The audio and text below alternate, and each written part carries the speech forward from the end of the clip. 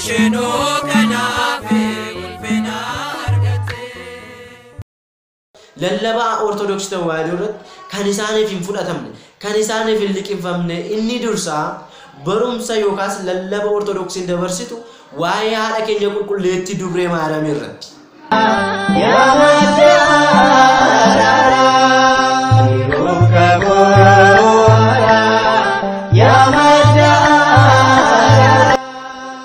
siyoolii bayee gara gannataa akka galuuf du'aa gara jireenyaatti akka deebi'uuf dukkana gara ifaatti akka ce'uudhaaf kan taate haadha keenya qulqulleetti dubree maariyaamidha.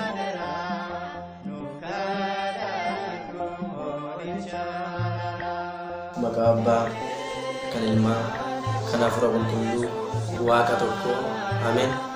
Waaqayyo Abbaa keenya Sillaasee Uumaa keenya arjummaa isaaf araara isaatiin nu eegee nu tiksee yeroo kanaaf sa'aatii kanaan dhufnee lafaatii haga samiitti maqaan isaa kan eebbifameef kan galatamuuf haa ta'u.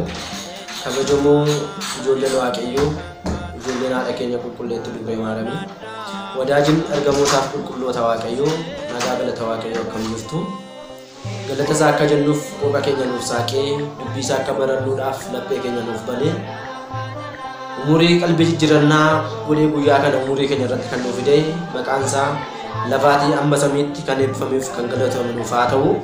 Haadha keenya qulqulleetti dubree maariyaam Beetlehem kaastee amma Gibxii kaastee aga Qaraaniyo isaa wajjin kan turte beela gurguddaaf dheebuu gurguddaa rakkina gurguddaa isaa wajjin kan argite maqaan ishee kan eebbifameef kan galatamuuf haa ta'u. Ergamoota Waaqayyoo fuuldura Waaqayyoo dhaabatanii yeroo hundumaa kan nu eegan lubbuun keenya akka hin banne dhiigni keenya akka hin dhangalaanneef barruuratti baatanii kan nu tiksan maqaan isaanii kan eebbifameef kan galatamuuf haa ta'u. Waadaan tolootaa, waadaan wareegamtootaa, waadaan qulqulloota Waaqayyoo hunduma keenya wajjin haa ta'u. Egaan ijoollee Waaqayyoo yeroo darbee YouTube kanarratti waa'ee kitaaba kanaa obboloonni keenya beeksisaa turaniiru. Yeroo baay'ee karaa miidiyaa hawaasaa garaagaraa dubbatamaa tureera. Iyyama Waaqayyoo ta'ee har'a kunoo qaamaan argee waa'ee kitaaba kanaa akkan isiniif ibsuudhaaf waa'ee kitaaba kanaa yaada kan isiniif kennuudhaaf afeerraa asirratti naaf godhameedhaaf dhiyaadheen jira. Egaan iyyama Waaqayyoo ta'ee kitaabi kun kitaaba maqaan isaa amantaa ortodoksii tawaahidoo amantii biroo irraa maaltu adda godha kan jedhu iyyama Waaqayyoo ta'ee xumurree gabaadhaaf dhiyeessinee jirra. Egaan haa ta'u kitaabni kun edda gabaarra walee guyyootti muraasi darbaniyyuu malee obboloonni keenya yeroo adda addaatti kallattii adda addaadhaan waa'ee kitaaba kanaa yaada isiniif kennaa turaniiru.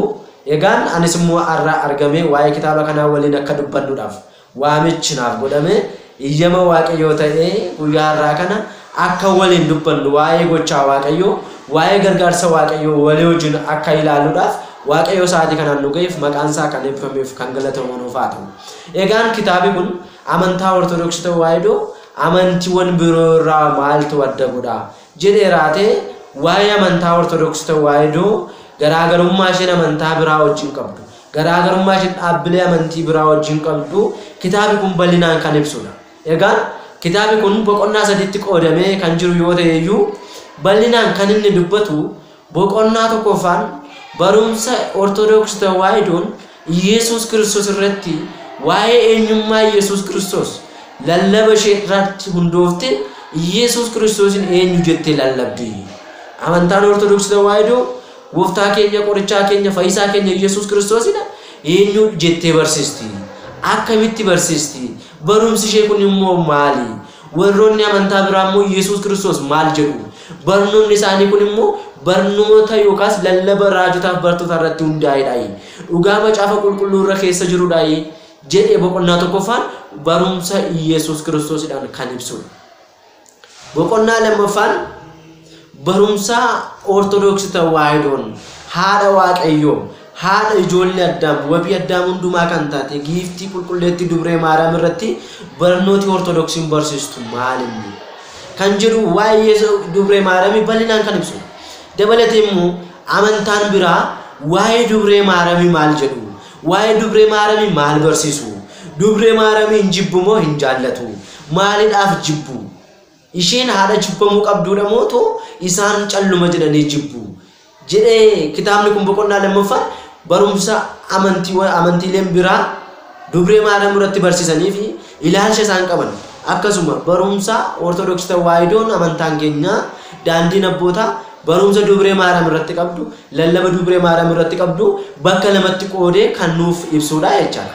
Boqonnaan sadaffaan waa'ee kitaabilee qulqulluu irratti kitaabni qulqulluun baay'inni kitaaba qulqulluu meeqa?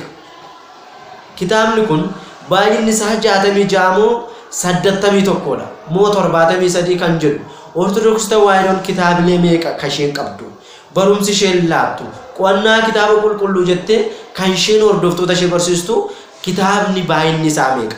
Baay'inni isaa kun immoo eessaa dhufe? Maaliif 81 ta'e? Warroonni biraa immoo maaliif kitaabilee 66 jedhanii barsiisu? Garaagarummaan isaa maal kan jedhu kitaaba kana keessatti argachuu dandeessu jechaadha. Egaa kitaaba kana karaawwan adda addaatiin argachuu dandeessu. Karaa kamiin kitaaba kana argachuu dandeenya jettanii warroonni yaadaan dhiphattan jiraachuu dandeessu. Kanaatiif karaa keessaa koomentiidhaan kitaaba kana karaa argachuu dandeessan yaada keessan hundumaayyuu karaa koomentiidhaan yoo nuuf barreessitan nuti immoo yaada keessan ilaalleetoo guyyaa biraa immoo deebisiniif laannaa jechaadha. Kanaatiif kitaabni kun gabaabumatti kitaabi amantaa ortodoksii tawaahidoo amantii biroo irraa maaltu adda godha kan jedhu garaagarummaa amantaan keenyaaf amantiiwwan biraa qaban kan ibsuudha jechuudha. Gabaabumatti jalqabuma irratti akka yoo ilaalle amantaa ortodoksii tawaahidoo amantii biroo irraa maaltu adda godha? Kan keenya amantaan keenya amantaa jedhama. Amantiiwwan biraa dameen kan biraa garuu maal jedhu amantiidha kan isaanii jechuudha. Maaliif jennaan amantaan Phaawulos gara warra Ibrootaatti akkuma barreesse amantaan tokko gooftaan tokko cuuphaan tokko jedhee ergaa isaa keessatti barreessee jira. Kanaaf amantaan dhugaa amantaan daandii abbootaa kan taate amantaa ortodoksii tawaahidoodha. Warroonni kaan immoo amantiidha dhaabbataa yaada fooniidhaafis haa ta'u beekamtii dhuunfaafis haa ta'u babal'ina siyaasaafis haa ta'u amantii kanarraa amantaa keenya kanarraati damee godhatanii amantiin haga lakkoofni isaanii wallaalamuurra kan ga'an jiru jechuudha. Egaa amantaan dhugaa abbootaa kanaaf amantiiwwan biraanchii yookaas damee ta'anii amantaa dhugaa kanarraa dameedhaan babal'atan garaagarummaan isaanii maalinni? Hicitiin isaan amantaa kanarraa folloqaniif maali? Dhugaan amantaan keenya qabdu immoo maali kan jedhuti kitaaba qulqulluu keessatti bal'inaan barreeffamee kan jiru. Jecha abbootaa wabeeffannee kitaaba qulqulluu ragaa godhanneeti bal'inaan kitaaba kana keessatti isiniif kaa'uuf yaaleera jechuudha. Kanaaf kitaaba kana akka argattanii dubbistan maqaa Waaqayyootiin isin gaafadha. Egaani amantaa ortodoksii tawaahidoo irratti rakkinni amantaan shakkitootaa qaban barumsa ortodoksii tawaahidoo irratti lallabaa ortodoksii tawaahidoo irratti kan isaaniif hin fudhatamne kan isaaniif hin liqinfamne inni dursaa barumsa yookaas lallaba ortodoksiin dabarsitu waa'ee haadha keenya qulqulleettii dubree maariyaam irratti rakkoon isaanii inni guddaan isa kanaadha jechaadha. Maaliif jenne yoo ilaalle dhugaan jiru kitaaba qulqulluu keessa jira jechaadha. Xumura raajotaa ka'umsa lallaba duuka bootaa iccitii beektota mana kiristaanaa kan taate immoo haadha keenya qulqulleettii dubree maariyaamidha. Isaan barnoota haadha keenya qulqulleettii dubree maariyaam irratti ortodoksiin barsiistu dhugaa isheen dubbattu dhugaa isheen lallabdu shakkitoonni kun fudhachuu baataniyyuu malee dhugaan jiru garuu macaafa qulqulluu keessatti fayyuu dhala namaatiif sababa kan taate fayyuu sanyii addaamiidhaaf zanyiin addaam hundumaa gabrummaa seexanaa jalaa bahee birmadduu akka ba'uudhaaf si'oolii bahee gara gannataa akka galuuf du'aa gara jireenyaatti akka deebi'uuf dukkanaa gara ifaatti akka ce'uudhaaf kan taate haadha keenya qulqulleettii dubree maariyaamidha. Kanas immoo raajii keessatti dubbateera.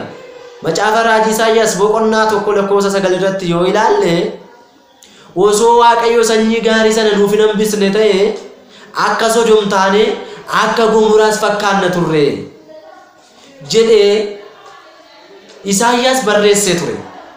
Dhugumaatti ijoolleen Waaqayyoo dhugaan hubachuu qabnu osoo sanyiin qulqulleettii kun cubbuun addaam kan isheen xunne cubbuun Hewaan kan isheen xunne nuuf hin hafne taate gabrummaa seexanaa jalatti hafnee turra. Kanaatiif garuu sanyiin gaarii waan nuuf hafteef sanyii qulqulleetti waan hafteef qulqullummaa yaadaaf qulqullummaa foonii waan qabduuf gooftaan keenya Yesuus Kiristoos samiirraa gadi bu'ee baroota 5 walakkaa edda barri lakkaa'ameefiitii dhufee waaqni barri lakkaa'amneef waaqni barri hin madaalamneef barri lakkaa'ameefi yeroon madaalameefi ji'a 9 bultii 5 garaa haadha keenya qulqulleetti dubree maarame keessatti mucaa ta'eeti jiraate.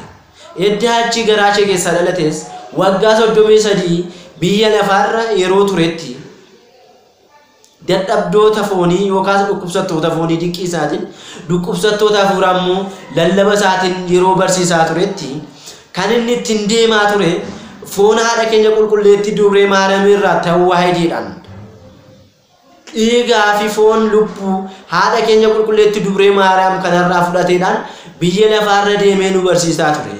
Kan inni fannoo irratti guyyaa gaafa jimaataa ba'ee fannifame dhiigaa fi foon lubbuu haadha keenya qulqulleetti dubree maariyaam irraa qooddateedhaan malee eessaayyuu kan fide miti jechaadha. Foon inni ittiin fannoo irratti ba'ee fannifame anaaf isiniidhaaf fayyina ta'e anaaf isiniidhaaf jireenya ta'eetoo kan dubree haadha keenya qulqulleetti maariyaam irraa qooddateedha jechaadha. Kanaatiif dhugaa jiru kanammoo isheen haadha Waaqayyoo akka taate isheen dubrummaa yaadaaf durbummaa foonii akka qabdu immoo warroonni shakkitootaa kun amanuu hin dandeenye. Warroonni shakkitootaa taaddistootaa fi pirootestaantotaa lallaba ortodoksii tawaahidoon haadha keenya qulqulleetti dubree maariyaam irratti lallabdu kana barumsa ishee ortodoksii tawaahidoon barnoota dhugaa kan raajotaaf bartootaa irratti ijaarame kana waa'ee dubree maariyaam barsiiftu kan isaaniif fudhatamuu hin dandeenye. Rakkoon isaan inni guddaan kana amantaa keenyaaf amantii biroo kan adda godhu inni guddaan isa kanaadha jecha. Dubbii fayyina dhala namaa keessatti Iyesuus dhala namaa dhufee fayyise. Iyesuus fannootti ba'ee fannifame. Iyesuus gidiraa hundaanuu farge. Iyesuus nuuf du'e. Iyesuus dhiiga isaa nuuf dhangalaase jennee dubree maariyaam irraa adda baasnee lallabuu hin dandeenyu. Maaliif waa'ee maariyaam alatti waa'ee fayyina dhala namaa dubbachuun hin danda'amu waan ta'eef. Waa'ee maariyaam alatti waa'ee fayyinaa lallabuun hin danda'amu waan ta'eef.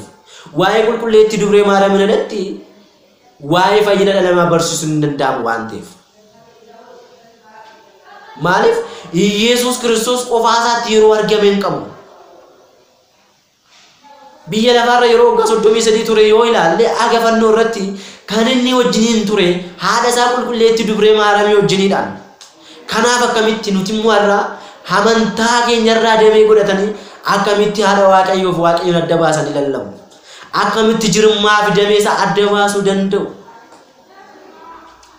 Waaqayyoon Waaqa keenyaadha. Maariyaamin immoo haadha keenyaadha. Haadhaa fi abbaan akkamitti adda ba'a? Namni haadha malee abbaarraa dhalachuu hin danda'u. Namni abbaa malee immoo haadharraa dhalachuu hin danda'u. Kanaaf abbaan keenya Waaqayyoodha. Haadhi keenya immoo eenyudha? Jennee iccitii kana beekuun barbaachisaadha. Garuu dubbiin kun isaaniif fudhatamuu hin dandeenye. Kitaaba kana keessattis immoo garaagarummaa amantaa kanaaf garaagarummaa damee amantiiwwan kanaa dhaabbata nama dhuunfaa kanaa garaagarummaa isaa bal'inaan ibsaa jechaadha. Egaan seenaa mana kiristaanaa keessattis teelaatti deebinee yoo ilaalle dubbii guddaan amantiiwwan biraa damee godhatanii kan saanaa isaan lallabii keenya kan isaaniif hin fudhatamne barumsi ortodoksii isaaniif fudhatamuu kan hin dandeenye waa'ee qulqulleetti dubree maariyaamidha. Akka nuyi haadha keenya kan dhiisneef garuu wangeela Yohaannis boqonnaa 19:27 irratti gooftaan keenya Yesuus Kiristoos elaa haadha kee jedheeraate Yohaannis bartuu isaaf kenne jechuudha. Angafannootti kan ture bartoota keessaatii Yohaannis qofaadha. Gooftaan keenya Yesuus Kiristoos fannoo irra osoo jiru dhiigni isaa dhangala'aa lafeen isaa cabaa cinaachi isaa waraanamaa osoo jiru Yohaannisin waamee elaa haadha kee jedhee kennaa bara baraa godhee dubree maariyaam Yohaannisiif kenne. Yohaannisiif immoo fannoo jalatti haadha keenya kana bakka bu'ee nuuf fudhate. Nuti dubree maariyaamiin haadha keenya jennee fudhachuudhaaf hammalaajii keenya jennee fudhachuudhaaf akka Yohaannisiidhaan dirqama gaafa Yesuus Kiristoos fannifame hundumti keenya sarinya addam fannoo jalatti argamuun dirqama keenya miti. Akkuma fannoon nu fayyisa, fannoon humna keenya, fannoon gaachana keenya diina keenya ittiin moona jennee dhiigi gooftaa keenya Yesuus Kiristoos waan irratti dhangaleeffamannee akkuma fudhanne Dubree Maariyaamiin immoo haadha keenya ammalaaji keenya nuuf kadhatti isheen yaadaanis fooninis qulqulleettidha jennee fudhachuu qabna. Malee rakkina fannoo irratti ta'e hundumaa haadhi keenya qulqulleetti Maariyaamiin aga fannootti duukaa turte hirmaatteetti. Kanaaf Waaqayyo immoo Yohaannis qofaaf kenne osoo hin taane sanyii Addaam hundumaatiif kenne. Haadhi keenya qulqulleetti Dubree Maariyaamiinis kitaaba galata Maariyaam jedhu keessatti yoo ilaalle har'aa jalqabee dhaloonni hundumtuu ayyaana qabeetti naan jedhu dhaloonni hundumtuu qulqulleetti naan jedhu jettee raatti dubbatteetti.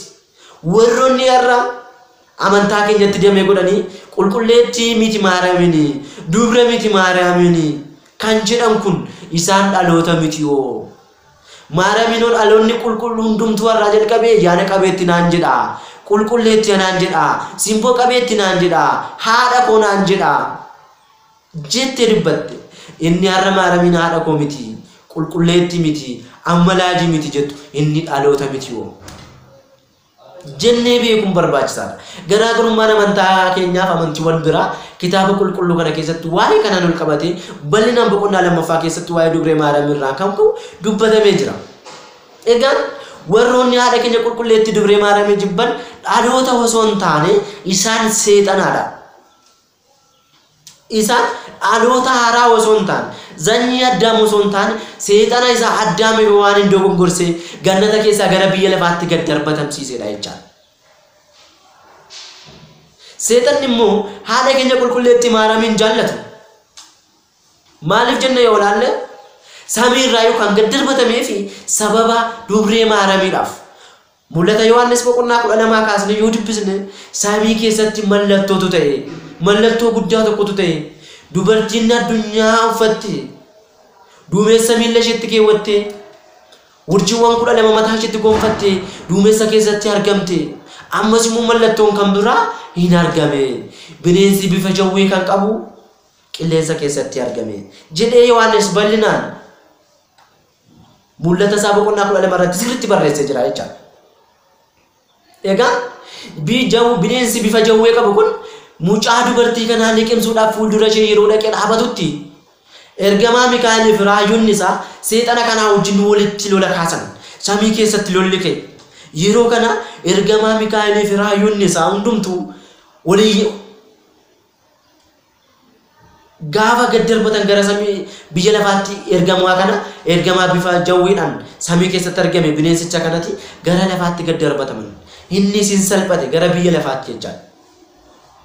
Kanaaf mul'ata kana keessatti gara dhumaatti yoo dubbisne yaa samii gammadii jawwichi sirraatti gad darbatameera yaa biyya lafaa siif wayyoo jawwichi inni samii keessatti lola kaasee gara keetti gad darbatameera jedha jechaadha. Kutaa macaafa qulqulluu keessaa mul'ata Yohaannis kana keessatti jechaadha. Egaa jawwiin kun biyya waaqarraati yookaan samiirraa gara biyya lafaatti kan inni darbatamee fi mallattoo guddaan kun samii keessatti waan argame lolli irratti ka'eefidha. Kaayyoon isaa jalaa waan fashalaa'eefidha.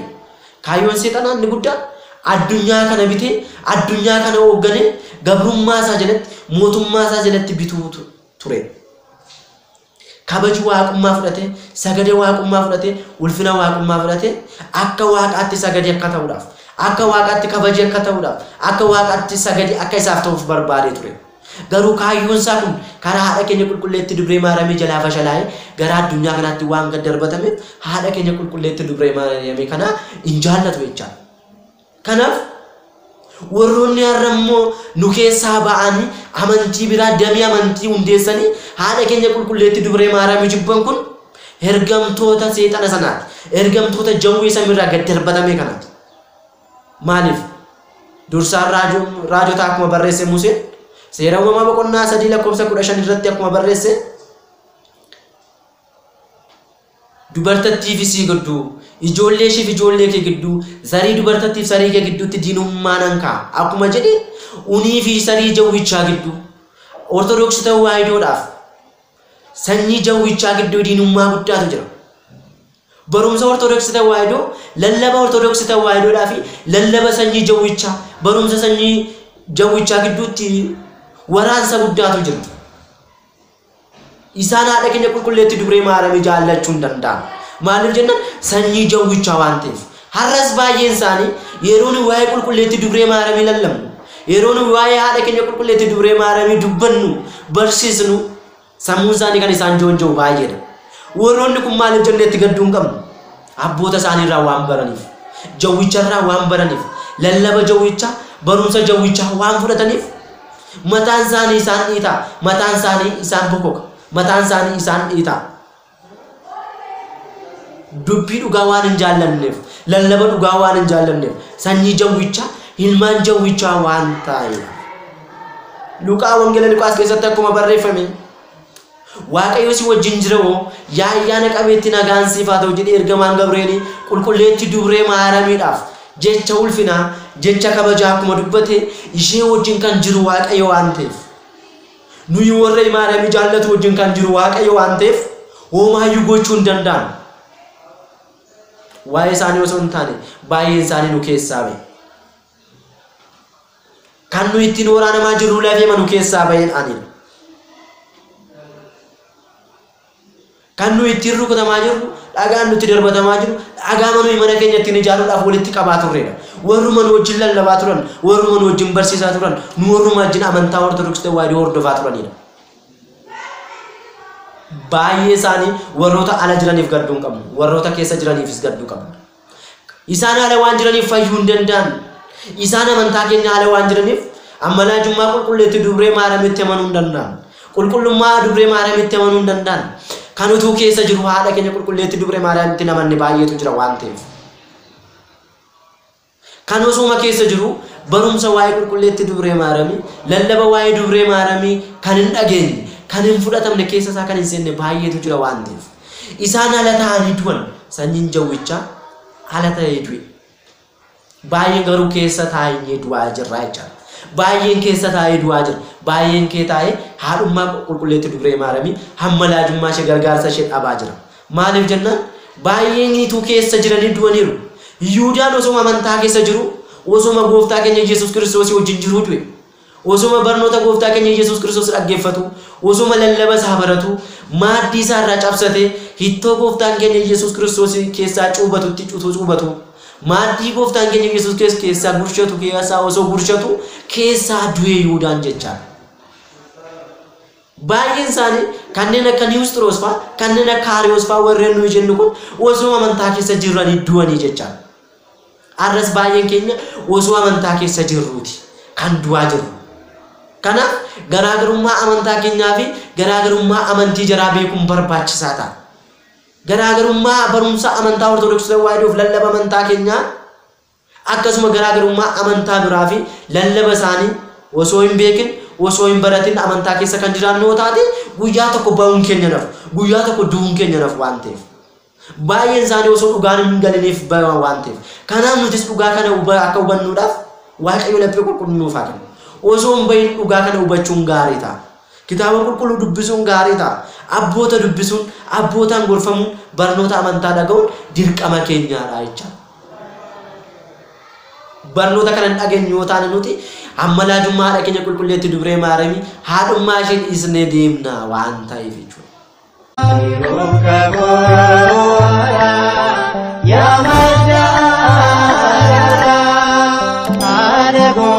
Yes.